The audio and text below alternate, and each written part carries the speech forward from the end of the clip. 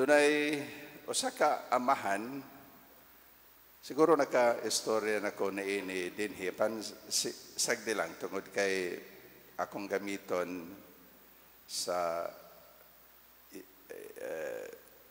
agig introduction sa mensahe sa Ebanghelyo kanato karon. Sa ka amahan kuyog sayang anak ang may panaw dala ang ilang kabayo.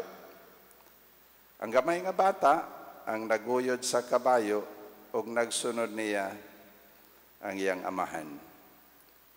Nakita sila sa mga tao ug nangingon sila, naunsa man mo, naunsa maning mga tawhana wa may kaluoy, or naunsa maning tawhana nga naglakaw man, nga naman ni silang wa musakay lang sa kabayo, nga ang kabayo salakyan man sa mga tao. Nadungog nila kini ug mao nga nanakay sila ang amahan ug ang bata. Unya nalabyan na po nila kining pundok sa mga tao. Unya nang ingon, naunsa man yung mga tawhana wa may kaluoy sa kabayo. Wa gyud sila mo bati sa kabayo, kabugat nila. So ang amahan na naog sa kabayo o ang anak, mao na lang ang gasakay sa kabayo. O niya, nalabyan na po nila ng mga tao o ni komentaryo na po sila. Noon sa manang bata, may kaluoy sa iyang amahan. No, siya manoon ang nagpalami og sakay sa kabayo, kiniyang tigulang nga amahan naglakaw. So nanaog ang bata og ang amahan na pod ang misakay sa kabayo. Ang mga tao nga nakakita nila niingon na pod no sa maning bata, wa may kaluoy sa iyang amahan. Unsa to akong gisulti? Ang amahan na pod ang may sakay. So ningon ang mga tao noon sa maning amahan na may kaluhoy sa anak. Gapalami man lag sakay, yan yang gamay nga bata ang gipalakaw. So nanaog na pod ang amahan. Ningon sila bisag unsa may atong buhaton. Musaway magyuning mga tao. So ni-end up nga ilang gidayongan na lang ang kabayo. Ang punto sa istorya mao nga bisan we cannot please everyone. We cannot please everybody. Ug nasayod kita niana. Bisan unsa ka maayo ang atong gibuhat, bisan maayo ang atong intention, naagyoy mga tao nga mo criticize, naagyoy mga tao nga musaway.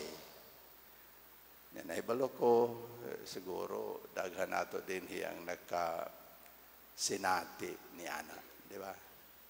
Bisan gani ang atong Ginoong Jesucristo diya sa Ebanghelyo karon, wala masabte na misunderstood sa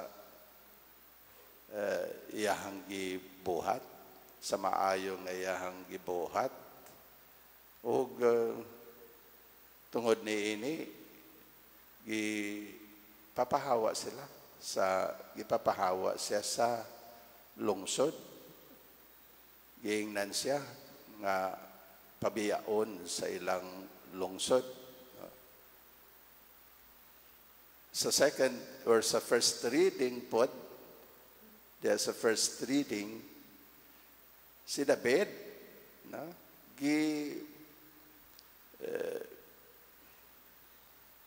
gitunglo o gibato ni Simi, na, di ba?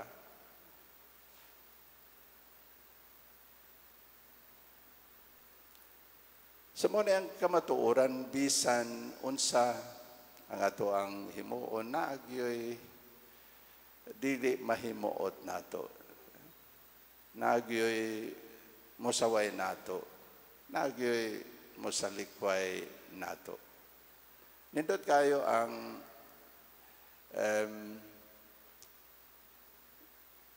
mensahe. Unsa man ang gihimon ni Jesus, dihang gi-criticize, dihang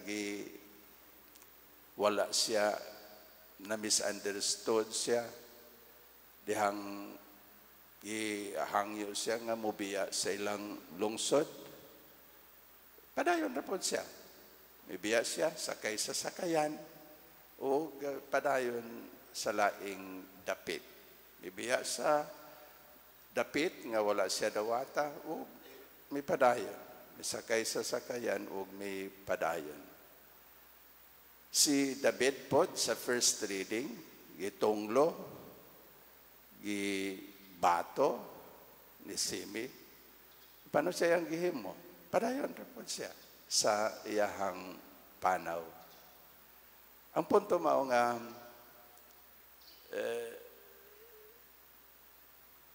bisan kon sawayon kita, bisan tungod sa atong gibuhat, for as long as konbensido kita nga maayo ang atong gibuhat ug maayo ang atong intensyon, padayon ra gyud ta.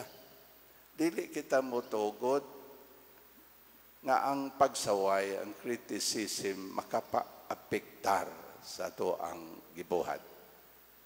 Muna ang makita nato, no? Si Jesus padayon, si David padayon sa panaw. Kung sa nindot tinuod lain ang atong bation kung sawayon ta, kung i-criticize ta, lain ang ato ang bation.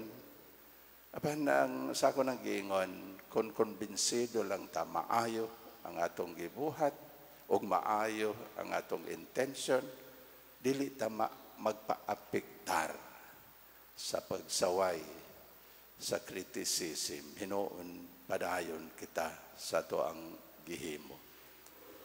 Nindot ang Salmo ganina. Ginoo, mingon ko nga nindot tungod kay mao ni ang atong gikinahanglan, ang strength nga nagagikan sa Ginoo. So mag-ampo ta, natagaan ta sa Ginoo sa kusog nga kutong gikinahanglan aron makapadayon kita sa atuang buluhaton, aron dili kita kusog nga gikan sa Ginoo, aron makapadayon kita sa ato ang maayong nga gibuhat. Unsay salmo kanina o mao ni ang himuon nato nga pag-ampo sa mga higayon nga sawayon ta, i-criticize ta. Ginoo, tindog og luwasa ako. Pagkanindot, Ginoo, tindog og luwasa ako. In other words, Lord, tabangi ko. Tagay ko sa kusog nga akong gikinahanglan nga dili ra ko maapektahan. Hinuon mo padayon sa maayo nga akong gihimo. Amen.